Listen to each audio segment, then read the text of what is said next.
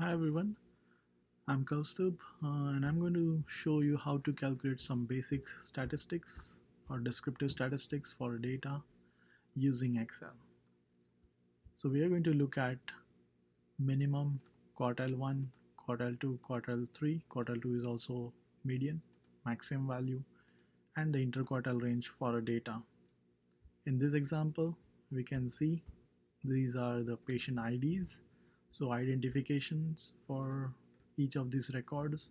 So for first patient, 20 is the serum and N gap, and so on for the 90th patient.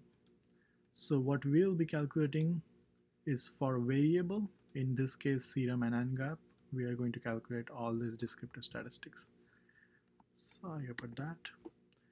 So for minimum, you know right away there is an Excel function of minimum, and then you can see the detail arrays and the comment in here, but you just have to select all these numbers or the data point, and boom, that's good, right? That's you directly get the minimum value.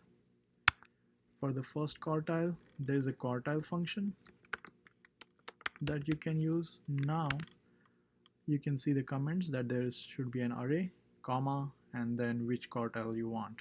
So array means you're going to select the data, and then the second part is you have to specify which quartile, and you can also click on this and see the details of this quartile function. Know there are two different sub functions also that you can use, and they differ in one way or other. We are not going to go in details, but you can simply use this quartile inc or the simply quartile. You can see for the first you select array, for the second part you select the quartile which you want. 0 means minimum, first is first, that's upper 25% or lower depending on how we sort the data, and so on. So for first quartile we want this, so we are going to put the argument as 1. So that's where I'm putting 1 and click enter, and your quartile 1 is ready for the variable. Similarly, you can do quartile 2 as well, or you can simply do median function, select all the data points, and then boom, your median is ready here. For quartile 3, you use quartile function, same, select array, and then put comma, and then put the quartile. In this case is the third quartile, so 3. Maximum, we have maximum function, so put equals to maximum, select the array, and your maximum. For interquartile range is nothing but Q3 minus Q1, that is between quartile, interquartile, right? So between the lowest and highest quartile. So we are going to simply subtract this. 23 minus 13, that's nothing but 10, and that's how you get interquartile range. So that's like some basic 5-number summary for a variable. For standard deviation, you can use the data analysis function. So I'm going to show, if you click on top here, menu data, you can see the data analysis. Now this is like the add-in that you have to add to this Excel.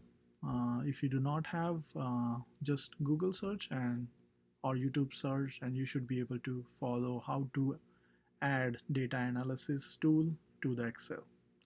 Once you have that ready, click on that. You can see the descriptive statistics here. Click on that.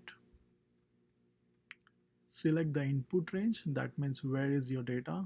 So see, that is not correct, because make sure you don't select the top title of that column. So select only the data in this particular input range, and you can see this number, that's just specifying the cell number. Select group by column. If you're keeping the label, you can select that. label in first row, but since I'm not keeping the label, I'm not going to check that. Output range, that's where you want it to be printed, so I can put it somewhere here. You can give some range. Make sure you click on one of these, the summary statistics, if you want summary, and these are the later things that you may want to explore. Hit OK, and you can see all those summary value for or the descriptive statistic for serum and n-gap, mean, standard error, median, mode. Now don't worry about this, we can cover that in later videos, but I want to take a look at standard deviation. So that's the standard deviation. You can also see the skewness, on which side the data is skewed, and all the other things. So that's it. That's how we do the descriptive statistics using Excel. But for the assignments or exam purpose, if you are in basics health statistics course, you may want to do it by hand and show the steps, right? Because you get points for each step. And you can always verify your answers in using Excel or any other statistical tool. All right, that's it.